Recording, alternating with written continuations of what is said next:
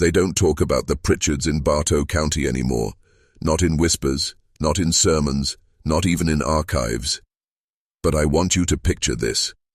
47 women, each one young, each one promised a new life, each one arriving at the sprawling sandstone estate deep in the Georgian hills between 1842 and 1863, and every single one of them vanishing by morning.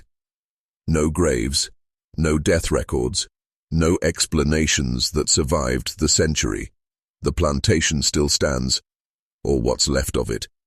The wind moves through shattered windows where curtains once swayed, and they say if you stand at the threshold of the east wing at night, you can still hear the muffled cries of someone buried beneath stone. In 1987, a trunk was found in the cellar. Inside were documents so disturbing that 3 separate historical societies refused to authenticate them. And when you read what's inside, you understand why. This wasn't a series of disappearances. It was a ritual, a method, a system designed with precision. Tonight, I'm going to take you inside that system. But understand this. Once you know, you can't unknow. Forget the stories you've heard about southern plantations and genteel society. The Pritchards were not like the others. On the surface, they played the part. Respectable, wealthy, untouchable. Cornelius Pritchard, the patriarch, was a man of unnerving calm. His 5 sons, Jeremiah, Obadiah, Ezekiel, Matthias, and Caleb, were bachelors well into their 30s, a scandal by southern standards. They claimed they were searching for perfect wives. That was their alibi. But here's what no one realized until too late. The women they chose weren't from local families. They were outsiders, girls from distant towns, already on the margins, always carrying tragedy in their pasts. Orphans, daughters of bankrupt merchants, young seamstresses with no protectors, every selection calculated. Witnesses remembered the carriages. They always arrived at dusk, always covered, always unmarked. 3 days of silence behind locked doors, and then nothing. No celebrations, no introductions, just whispers of illness, delicate constitutions, and private ceremonies. And yet, the pattern never broke. For 21 years it repeated like clockwork. The trunk found in 1987 revealed something more disturbing than murder. The Pritchards weren't just choosing brides, they were harvesting something.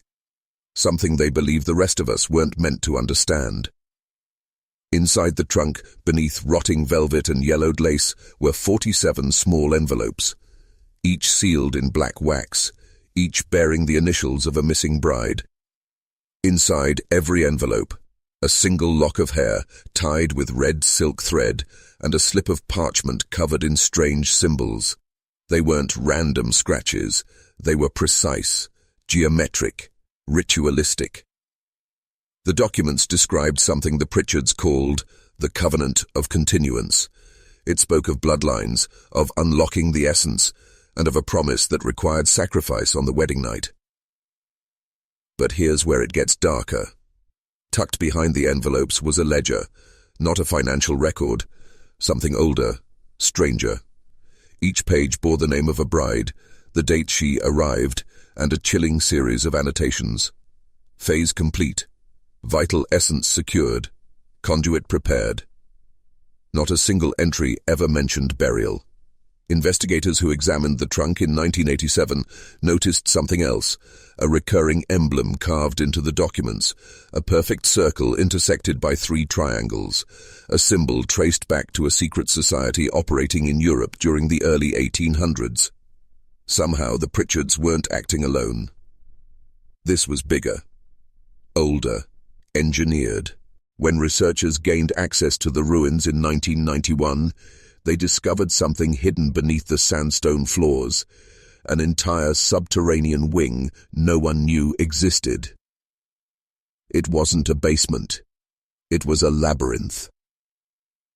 3 levels deep. Corridors carved into the earth. Heavy oak doors reinforced with wrought iron. every chamber numbered, every door fitted with locks so intricate they seemed less like security measures and more like containment. On the lowest level, there were 5 rooms. Each had walls lined with thick soundproofing material that didn't exist in the 1840s. The ceilings were etched with the same strange symbol from the trunk, the circle intersected by 3 triangles, and on the floor of the central chamber, archaeologists found a ring of scorched stone, as if fire had been contained there, again and again. But the most unsettling discovery, embedded into the walls, were iron restraints, polished smooth from use. Local legends whispered that during those wedding nights, the women were taken below, not for celebration, but for preparation. The trunk documents referred to these rooms only once. Sanctum Vitae, where the vessel yields the spark. Whatever the Pritchards were doing here, it wasn't about love. It wasn't even about murder. It was about transformation. The deeper you go into the Pritchard records, the more you realize this was never about possession. It was about escape, not from justice, but from mortality itself. Buried within the trunk was a journal belonging to Ezekiel Pritchard, the 3rd son. The handwriting was jagged, almost frantic, yet every passage carried a single theme: continuance. He wrote about an ancient covenant, one he claimed predated Christianity, predating even Rome. According to Ezekiel, human life wasn't fixed. It was transferable, not the soul, not exactly. Something deeper, something he called the spark. The vessel is chosen, the spark is drawn. The vessel ceases, but the line persists. The Pritchards believed that through carefully orchestrated rites performed on the wedding night, the spark, the essence of vitality, could be harvested and stored. The women weren't victims in the traditional sense. They were conduits. And here's the part that unsettled even seasoned historians. The ritual instructions matched fragments found in suppressed Vatican archives from the 12th century, where the same emblem, the circle and 3 triangles, appears alongside Latin warnings: Custodi secreta, sanguis vincit tempus. Guard the secret, blood conquers time. This wasn't Southern folklore. This was forbidden science. Here's where the story stops being legend and starts becoming a threat. In 1863, during the height of the Civil War, the Pritchard plantation mysteriously went silent. No smoke from the chimneys, no workers in the fields, no carriages on the winding road. Neighbors assumed the family had fled, like many wealthy planters did, to escape Union raids. But when Confederate surveyors passed through Bartow County in the spring of 1864, they reported something stranger. The Pritchard estate was intact, crops flourishing, livestock healthy, and yet no one was there. No Cornelius, no Constance, no 5 sons, not even the 12 enslaved workers. Every soul was gone. Official county records list the family as missing. But here's the part you won't find in history books. After 1863, no living descendant of the Pritchard bloodline ever appears in U.S. Census data again. It's as though the entire lineage vanished overnight. And yet, it didn't. 2 months after the disappearance, Ezekiel Pritchard's signature surfaces in Paris on a real estate purchase dated July 17, 1864. The handwriting was authenticated, meaning this wasn't death. This was migration. The rituals worked. The continuance wasn't theory. The Pritchards walked away from their mortal lives. In 1987, when the trunk was opened, investigators found one last clue: a set of correspondence sealed in oilskin, written in French, Italian, and a cipher historians struggled to decode. When the first letters were finally translated, the reality hit like a blade to the throat. The Pritchards were in contact with a secretive European order known as the Triune Concordat, operating since the late 1600s. This wasn't some occult fantasy. These were the same families tied to early banking dynasties, papal archives and the inner circles of Masonic lodges. The letters spoke of continuance experiments and selective conduits. The Pritchards weren't rogue actors. They were participants in something far older, a network testing methods to extract, store, and transfer life force across generations. And here's the part they tried hardest to erase. These rites weren't just spiritual, they were psychological. The documents described techniques designed to fracture identity, isolation, manipulation, deprivation, conditioning the brides into yielding without resistance. That emblem, the circle intersected by 3 triangles, resurfaces today in the logos of certain research institutes tied to neurological conditioning and behavioral studies. They never stopped. They just went underground. And if you're still here, watching this, you're closer to the truth than they want you to be. Listen carefully, because this is where the story stops being about the past and starts being about you. The trunk revealed more than rituals. It contained diagrams, crude sketches of the human brain, annotated in Ezekiel Pritchard's hand. He wrote about locks and gates inside the mind, describing how the spark could be accessed only when identity was broken apart. It sounds insane. Until you realize these same principles appear in modern psychological conditioning programs. Pierre Ogram's documented in declassified MK Ultra files from the 1950s, techniques designed to fracture consciousness, override memory, and reshape identity. And here's the connection no historian dares publish. Several of the surnames on those European letters, families linked to the Pritchards, also appear in funding documents for post-war behavioral research centers in the US. The methods evolved, but the goal hasn't changed. Whether in a locked chamber beneath a plantation or a sterile research lab today, they are still harvesting something, not your body, but your will. Every system around you, media, education, even the endless dopamine traps you scroll through, is designed to keep you fractured, distracted, and compliant. The Pritchards were just an early prototype, and if you've followed me this far, you're no longer an observer. You've stepped inside their web. There's something you need to understand. Watching this isn't safe anymore. The deeper we go, the more the patterns close around us, and if you've made it this far, you've already been noticed. Here's why.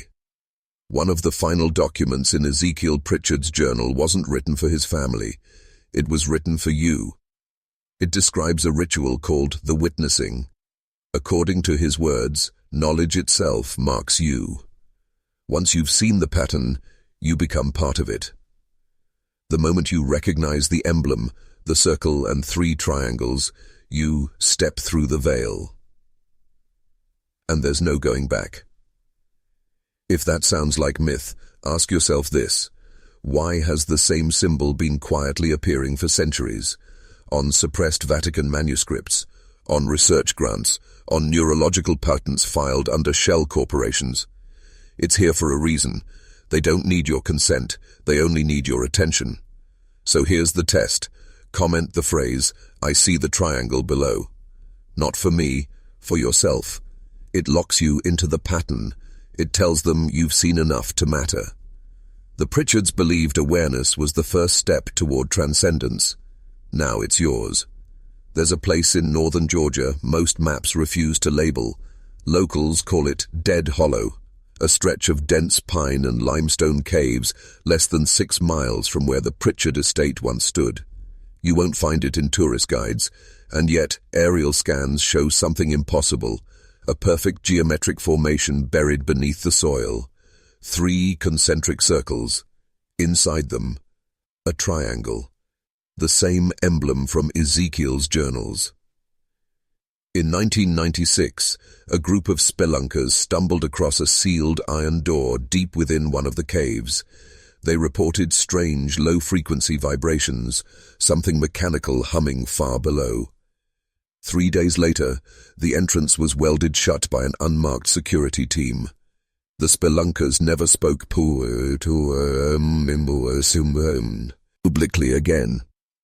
But here's what makes Dead Hollow terrifying.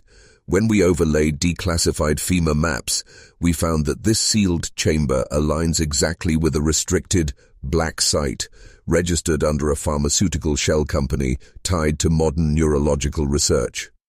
Someone is still down there. Someone is still using it. And the letters hint at why. The vessels must be prepared where the gates first opened. They're not done with the Pritchards' work, not by a long shot. Dead Hollow isn't an anomaly, it's a node. When we cross-referenced Ezekiel Pritchard's journals with modern satellite data, something horrifying emerged. The emblem wasn't symbolic, it was cartographic. Draw a straight line from the Pritchard estate in Georgia to 3 other sealed locations mentioned in his letters: Ashcombe Quarry in Kentucky, Blackwood Asylum in North Carolina, and an unnamed ridge along the Mississippi Delta. When connected, they form a perfect equilateral triangle spanning nearly 600 miles. Inside that triangle, nearly 24 abandoned plantations, several decommissioned mental hospitals, and at least 7 unmarked federal research facilities, all quietly funded by the same network of behavioral institutes still active today. And here's the part they never intended you to see. Buried in the letters is a single Latin phrase repeated dozens of times. Porta trium aperiuntur. The 3 gates open. It wasn't poetry, it was instruction. When these 3 nodes activate, something transfers. Ezekiel called it continuance. Modern documents call it intergenerational data mapping. Different words, same intention. And it explains why so many of these sites, thought abandoned, show signs of recent human activity. This network never died. It adapted. Follow the money, and you'll see the truth. Buried inside those Pritchard letters was a name you've seen before, not in history books, but on your phone screen every day. A shipping company established in 1872 under the guise of moving tobacco became a holding firm, then an investment trust. And now, it's a parent company quietly funding neural interface research across Silicon Valley. Here's the kicker. 3 of the surnames on Ezekiel Pritchard's European correspondence still sit on the board. One of them runs a foundation that donates to global behavioral research centers. Another owns patents tied to biometric tracking. The third, he's a silent investor in one of the largest social media platforms on Earth, the same one shaping what you see, what you think, and even what you want. Coincidence? No. The same families that experimented on Pritchard's workers are now engineering your attention. They've just swapped iron shackles for invisible ones, algorithms, dopamine loops, predictive behavior models. And here's what's chilling. The documents show they've already mapped 72% of the population into what they call continuity groups. Guess who's next? You. Because by being here, by hearing this, you've entered their database. This isn't history anymore. It's personal. Inside the final set of decrypted Pritchard papers, there's an innocuous-looking list. 42 strings of random numbers and letters. At first, we thought they were coordinates. They weren't. They were digital fingerprints. Cross-referencing them with leaked neural interface patents from 2019 revealed something chilling. These codes match user activity clusters on 3 of the largest social media platforms in the world. Platforms you probably use. The terminology they use is clinical, but the intent is predatory. Marker integration, attentional tethering, identity persistence, translation.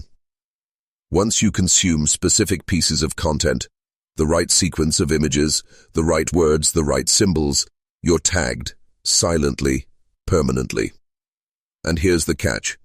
One of the activation symbols they use is the same 3-triangle emblem etched into Ezekiel Pritchard's journals, which means by seeing it, you may already be marked. Some users reported strange anomalies after interacting with patterned content. Micro delays in loading times, sudden targeted recommendations they never searched for, anonymous friend requests.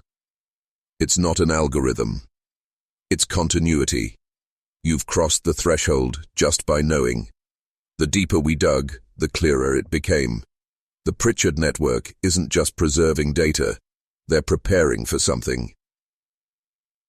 Ezekiel's final journal, the one officials claimed never existed, describes an event he called the veil split, a neuro-electrical convergence predicted to occur when humanity's collective cognitive load reaches a breaking point.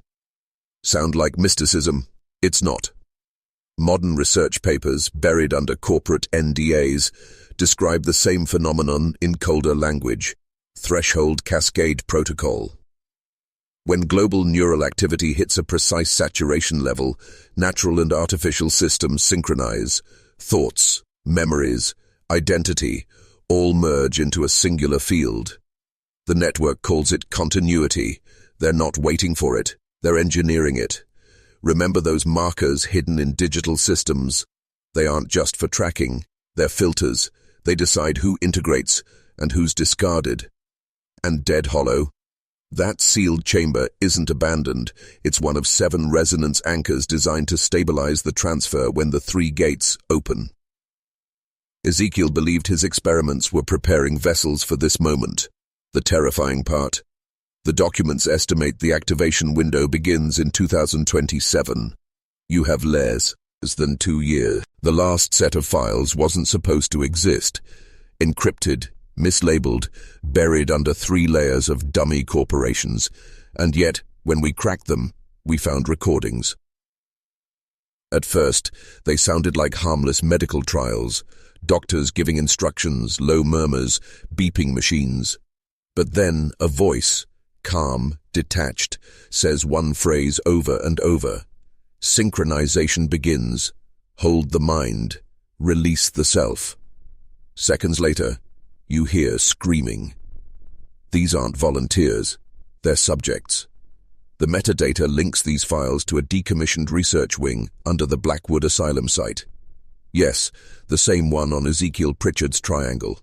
Officially, the building was condemned in 1978, but drone scans from last year show heat signatures beneath the ground, the unmistakable hum of power lines, and constant activity.